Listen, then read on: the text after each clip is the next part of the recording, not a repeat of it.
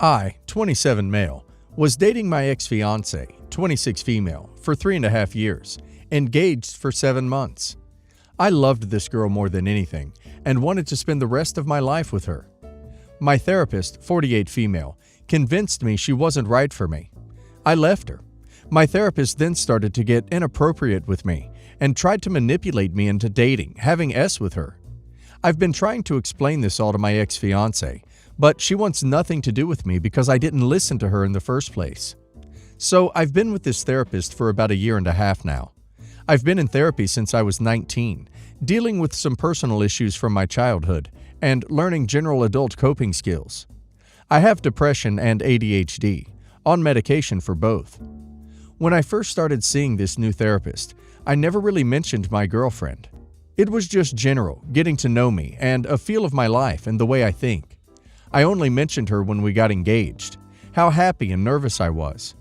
She was a little surprised I had never mentioned her before and told me that was the first red flag, being with someone I supposedly wanted to spend the rest of my life with, but never mentioning her in our sessions. Over the next few sessions, she kept asking me questions about our dynamic. She convinced me my partner was asking too much of me to expect small gifts here and there, like flowers because they're expensive and they die quick. She had a point. She has a lower S drive than me, so my therapist told me she wasn't fulfilling my S needs and I couldn't keep compromising the rest of my life.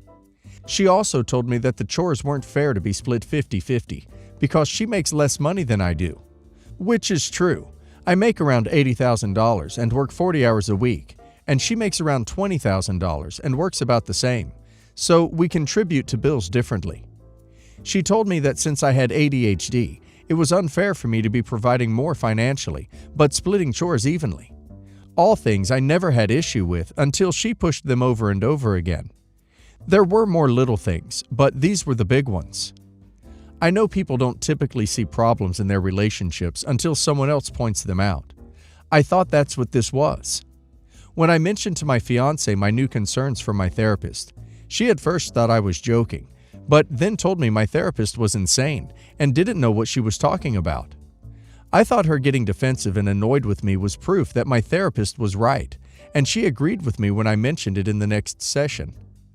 I didn't realize that my therapist was driving a wedge between us so she could get close to me. She started to get kind of creepy with compliments about how handsome I was and how she could meet my needs in bed, asking if I had ever been with an older woman, pushing me to go on dates with her or meet her at her house. But now I'm realizing that just because flowers die doesn't mean I can't brighten up the room with them if she wants them.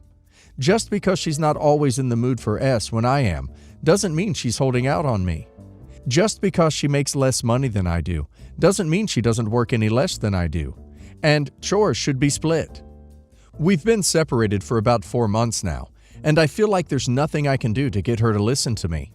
She says she's sorry I was used and manipulated by my therapist and hopes I can find a new, better one, but the way I treated her and talked down to her and ignored her wasn't the kind of person she wanted to spend her life with. I'm heartbroken. I just want her back. I feel like a fool. How can I get her back? You need to report your therapist immediately. That's highly unethical and such a violation to you as a person. Whatever license your therapist has, counselor, social worker, psychologist, or even psychiatrist, there is a professional board that governs her license. You should report her behavior to protect yourself and ensure it doesn't happen to someone else. As for getting your girlfriend back, well, unfortunately, she's right. You may have been manipulated, but that doesn't make what you said and did any less hurtful, or mean she can undo all the work she did to get over you and move on with her life. You're going to have to do the same, starting with sorting through why you didn't feel comfortable standing up to your therapist over the inappropriate behavior, or why the problems she pointed out rang true enough to you that you were willing to keep coming back to them, instead of reconsidering whether what you were getting out of these sessions was actually helpful. 5 months ago, I found out that my wife of 20 years has been cheating on me for at least a year. And to make things even better, he got her pregnant. I felt horrible. I felt destroyed. I felt betrayed. She really played me.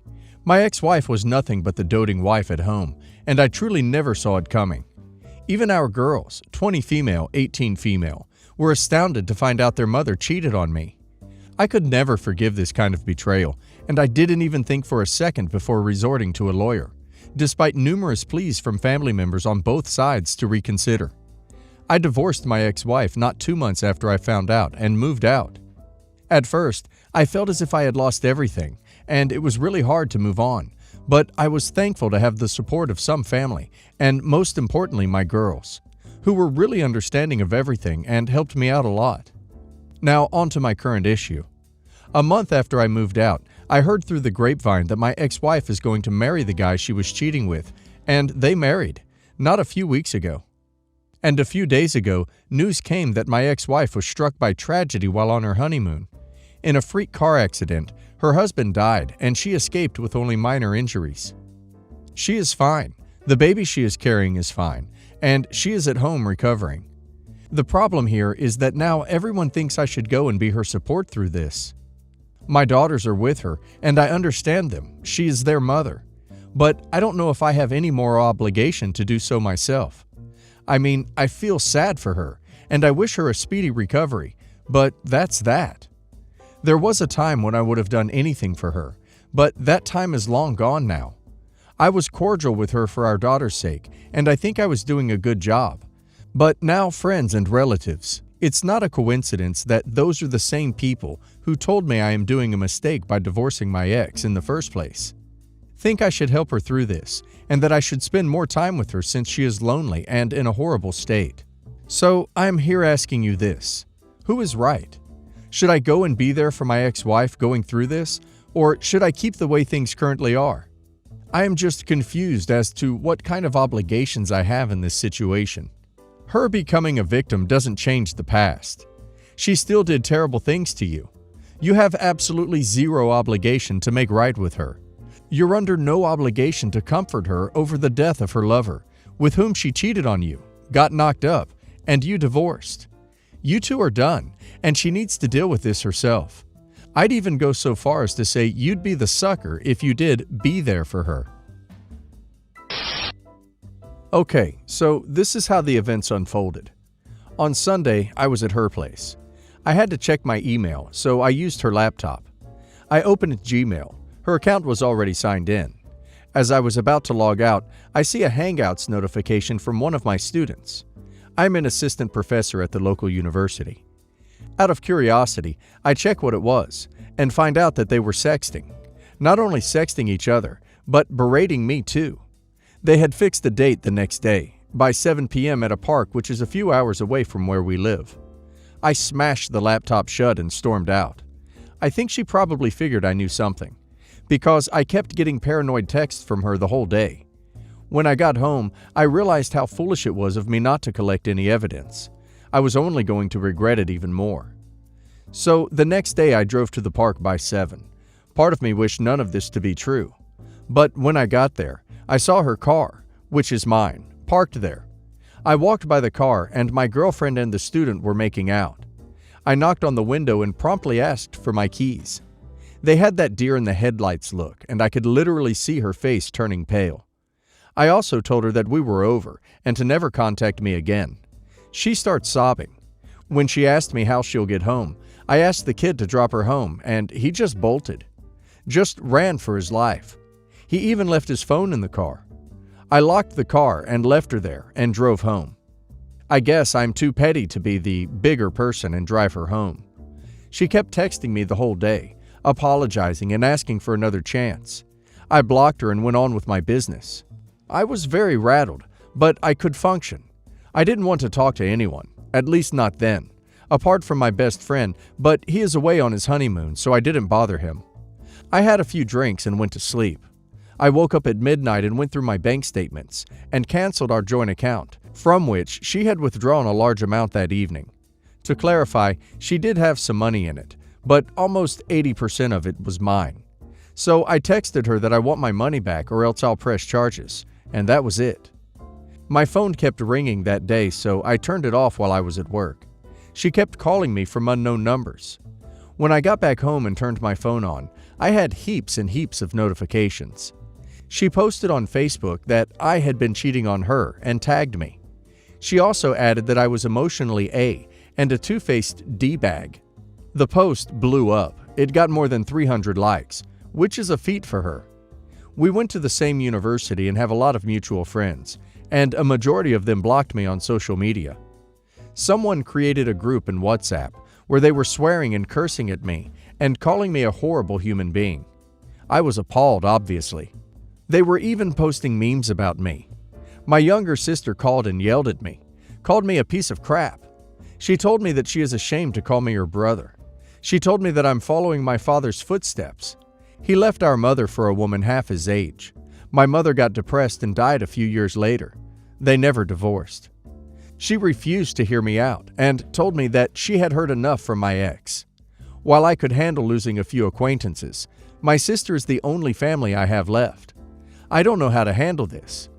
The only person that has stuck through is my best friend and his wife. We are very good friends, and he does not believe that I'm capable of cheating, rightly so. Even when my family refused to believe me, he did. I'm thankful to have someone at least. He has shortened his honeymoon and would be coming back this weekend. I have ample evidence that she was cheating on me from the text that she sent me. I also have the kid's phone, which is locked, but I can see notifications from the lock screen. The Wi-Fi to my place connected on his phone. Surprise, surprise, she had texted him some stuff about her wanting to leave me and marry him. I cannot fathom how she could have an affair with an 18-year-old kid with the hygiene of a wild pig. I don't know what to do with it though. Nobody is ready to listen, even my sister. She has stopped talking to me. She has blocked me everywhere. How can I deal with this? I have worked very hard to build a reputation in my community, and she has ruined it. I lost all goodwill among my peers and friends. Is there any way to convey that I am the victim, not her? How do I fix my relationship with my sister? What the hell do I do? If you have evidence that she cheated, show it to your family. Also, contact a lawyer because it sounds like she's trashing you at your work, and this can have a major effect on your career. Depending on where this is and what she's doing, can be illegal. I'm Danielle, and the sister in question is Sophie. I'll be blunt about this. We've never gotten along, ever. When I was younger and still living with our parents, she had this ugly habit of just barging into my room whenever anyone ever came to visit. She'd then try to engage them, talking or whatever, like they were her friend, and more than on one occasion, boyfriend, while completely ignoring me and then acting upset when I butted in their conversation. Her words, not mine. Any fights that escalated from there were naturally assumed to be my fault. Oh, our parents tried to play it off as they were kind of putting some of the blame on Sophie too. But really, that was just for show, and it eventually just led to me stopping with bringing anyone over. That's just one of the many things that we clashed on, and I won't bore you with the others. Let's just say that I was really glad when I finally moved out of our family home.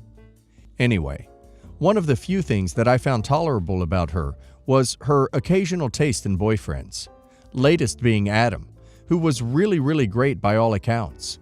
Sophie's, her friends, and well, I met the guy myself too, and looked like he was planning on having a future with my sister. All in all, they were together for 3 years. For whatever twisted reason my sister had, she one day started cheating on Adam. It went on for months, and he only found out because one of Sophie's friends, who enabled her cheating, slipped up when she was drunk and brought up something which made him suspicious.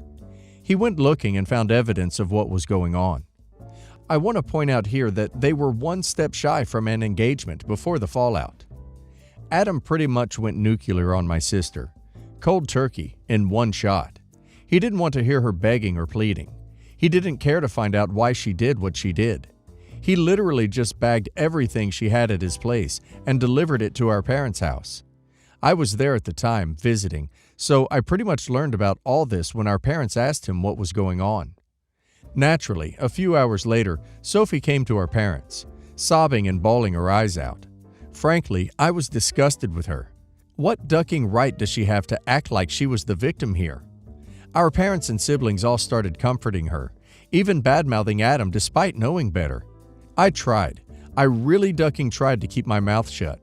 But when Sophie said something how Adam was just too busy with his job to give her the attention she needed. She found it somewhere else. I just lost it. I won't bother repeating everything here verbatim, but the gist of it was that she needs to stop lying and twisting things about, just to make herself look more favorable. Cue the family pileup. It got so bad, I just left while they were still talking to me. And now I'm at my own place, typing this out, while my boyfriend, Seth, is making us dinner and just being here for me, somewhat understanding of the situation, but also of the opinion I probably should have just rolled my eyes and left at the earliest chance I had. Yeah, he's not a fan of my sister either.